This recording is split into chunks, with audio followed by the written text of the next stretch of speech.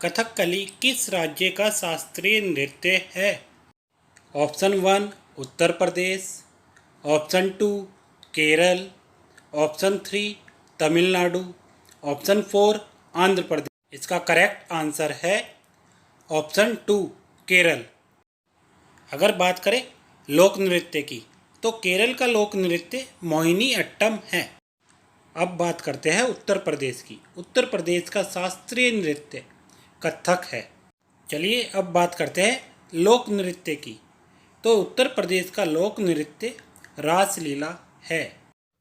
अब बात करते हैं तमिलनाडु की। तमिलनाडु का प्रसिद्ध शास्त्रीय नृत्य भरतनाट्यम है।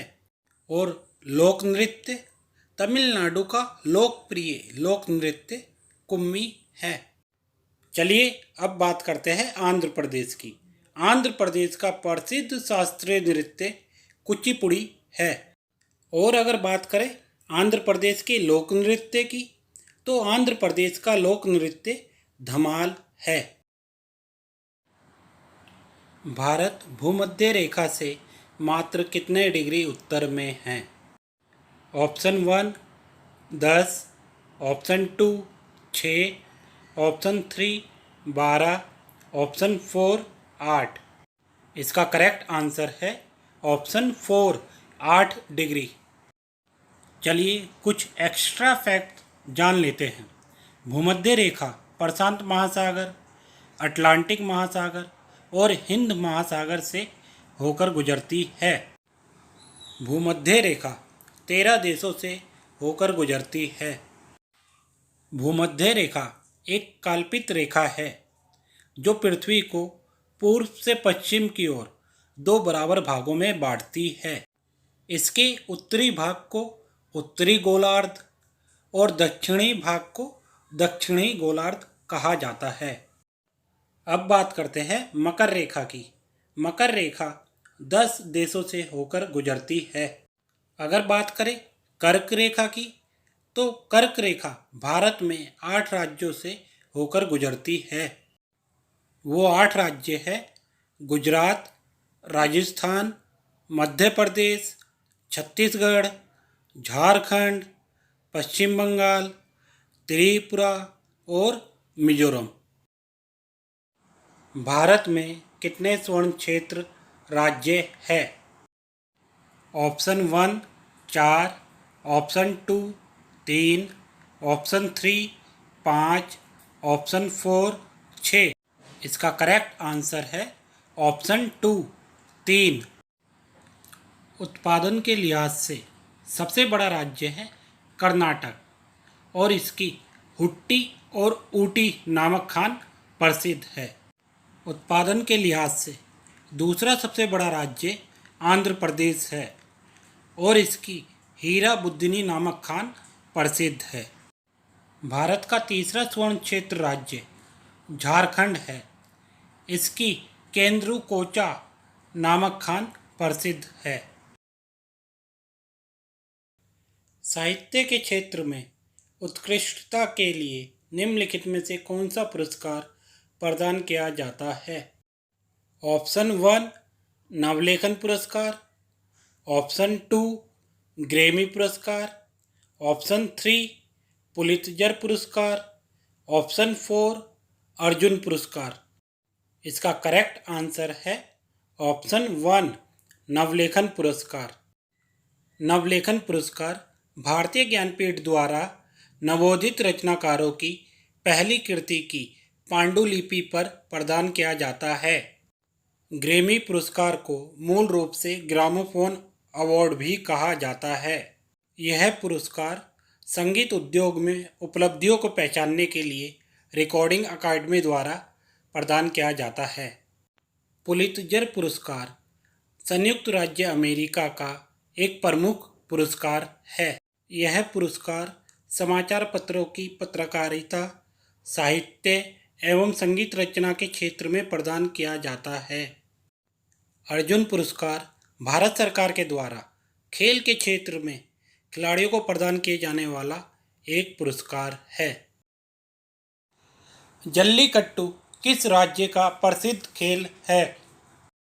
Option 1 Kerala, option 2 Andhra Pradesh, option 3 Karnataka, option 4 Tamil Nadu. इसका करेक्ट आंसर है ऑप्शन 4 तमिलनाडु। जल्लीकट्टू तमिलनाडु के ग्रामीण इलाकों का एक परंपरागत खेल है। यह पोंगल त्योहार पर आयोजित किया जाता है। जल्लीकट्टू को तमिलनाडु के गौरव तथा संस्कृति का प्रतीक माना जाता है। इसमें बैलों से इंसान की लड़ाई करवाई जाती है। जानवरों की सुरक्षा करने वाली संस्था पेटा इस मामले को सुप्रीम कोर्ट में ले गई और सुप्रीम कोर्ट ने 2014 में इस खेल पर पाबंदी लगा दी थी। राज्यसभा के 1/3 सदस्य सेवानिवृत्त होते हैं। ऑप्शन 1 1 वर्ष बाद, ऑप्शन 2 2 वर्ष बाद, ऑप्शन 3 6 वर्ष बाद, ऑप्शन 4 5 वर्ष बाद। इसका करेक्ट आंसर है ऑप्शन 2 2 वर्ष बाद।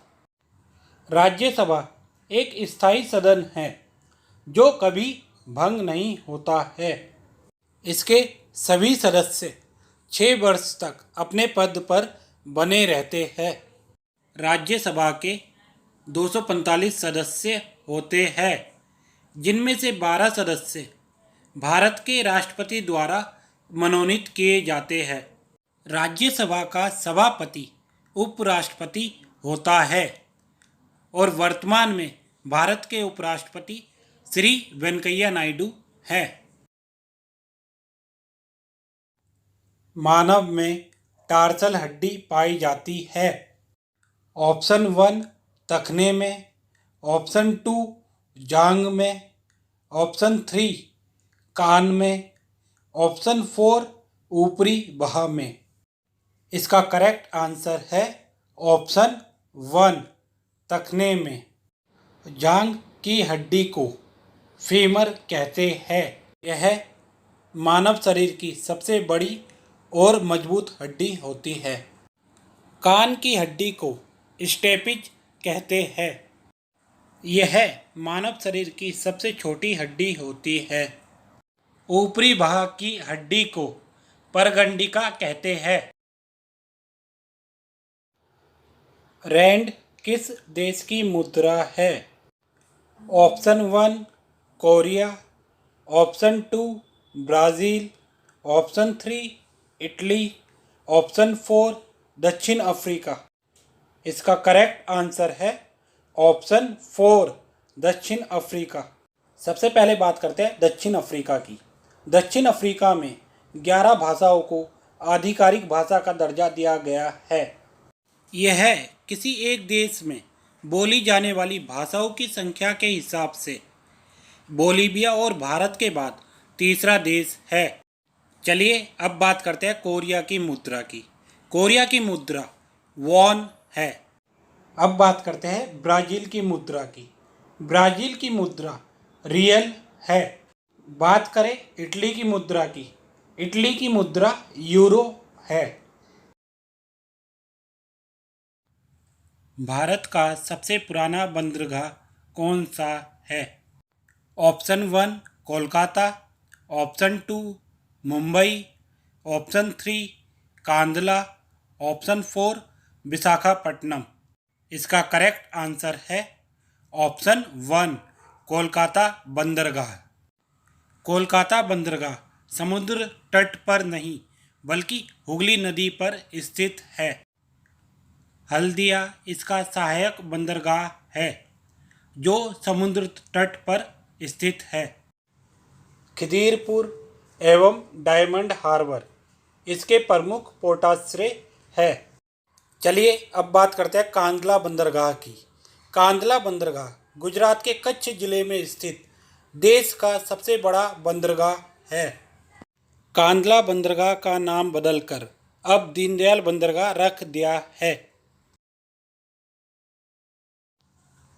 टाइटन किस ग्रह का एक उपग्रह है? ऑप्शन 1 मंगल, ऑप्शन 2 शुक्र, ऑप्शन 3 बृहस्पति, ऑप्शन 4 शनि। इसका करेक्ट आंसर है ऑप्शन 4 शनि ग्रह। शनि ग्रह को छल्लेदार ग्रह अर्थात रिंग प्लेनेट भी कहा जाता है।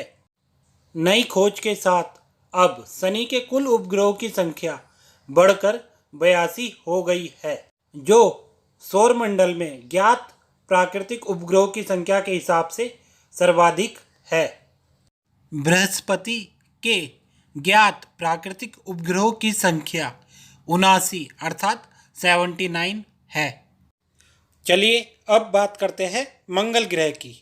मंगल के 2 प्राकृतिक उपग्रह हैं, फोबोस और डेमोस।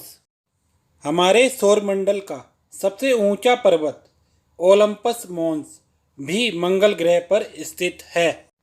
शुक्र ग्रह सौरमंडल का सबसे गर्म ग्रह है। शुक्र ग्रह को पृथ्वी की जुड़वा बहन भी कहा जाता है। शुक्र ग्रह का कोई उपग्रह नहीं है। जर्मनी की सहायता से किस इस्पात कारखाने की शुरुआत की गई थी? Option 1 Rourkela, option 2 Bhilai, option 3 Durgapur, option 4 Bokaro. इसका करेक्ट आंसर है ऑप्शन 1 राउरकेला। राउरकेला इस्पात संयंत्र को 1955 में पश्चिम जर्मनी की मदद से उड़ीसा में स्थापित किया गया था। भिलाई इस्पात संयंत्र छत्तीसगढ़ में स्थित है। इसको सोवियत संघ की सहायता से 1955 में स्थापित किया गया था। दुर्गापुर स्टील कारखाना पश्चिम बंगाल में स्थित है। यह कारखाना 1959 में ब्रिटेन की सहायता से स्थापित किया गया था। चलिए अब बात करते हैं बोकारो इस्पात संयंत्र की। बोकारो इस्पात संयंत्र झारखंड में स्थित है। इसकी स्थापना 1964 में हुई थी और यह सोवियत संघ के सहयोग से लगाया गया है। विश्व जनसंख्या दिवस कब मनाया जाता है? ऑप्शन 1 10 जनवरी, ऑप्शन 2 6 मई, ऑप्शन 3 1 अगस्त, ऑप्शन 4 इनमें से कोई नहीं। इसका करेक्ट आंसर है ऑप्शन 4 इनमें से कोई नहीं, क्योंकि विश्व जनसंख्या दिवस 11 जुलाई को मनाया जाता है। अब बात करते हैं 10 जनवरी की। 10 जनवरी को विश्व हिंदी दिवस मनाया जाता है। चलिए अब बात करते हैं 6 मई की। 6 मई को विश्व अस्थमा दिवस मनाया जाता है। चलिए अब बात करते हैं 1 अगस्त की। 1 अगस्त को विश्व स्तनपान दिवस और अगस्त के प्रथम सप्ताह को विश्व स्तनपान सप्ताह के रूप में मनाया जाता है। पूना समझौता कब हुआ था?